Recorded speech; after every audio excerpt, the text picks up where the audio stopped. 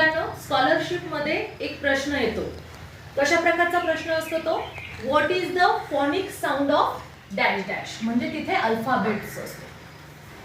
Phonic sound आपल्याला आता शिकायचं आहे की फोनिक साऊंड कोणता आहे.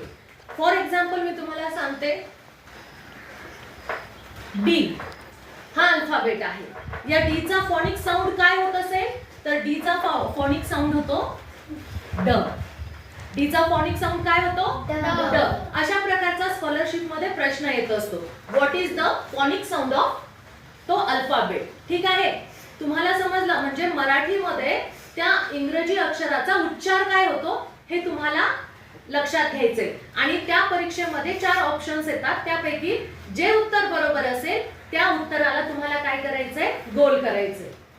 ठीक आहे, पुन्हा मी तुम्हाला विचारते आता. समजा बी हे अल्फाबेट आहे, तर याचा फोनिक साऊंड काय होईल बरं? कोण सांगतं? हात वर करा.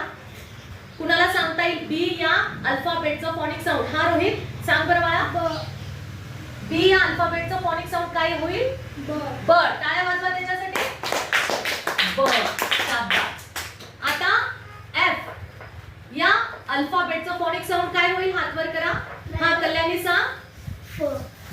एफ चा फोनिक साऊंड काय होईल? फ. Very good. टाळ्या वाजवा तिच्यासाठी. के या अल्फाबेटचा फोनिक साऊंड काय येईल? कोणी सांगू शकेल का? हात वर करा. के चा फोनिक साऊंड कोण देईल उत्तर? के च काय येईल? स्वरा सांगू शकते? अरे वा, व्हेरी गुड. मागची स्वरा दुसरी मध्ये. के चा फोनिक साऊंड काय येईल बाळा? क. Very good. के चा फोनिक साऊंड काय होईल? क. मग अशा प्रकारे अल्फाबेट जे आहेत ए टू झेड पर्यंतचे यांचे मराठी मधले स्वर काय आहेत त्याचा तुम्हाला अभ्यास करायचा. ठीक आहे.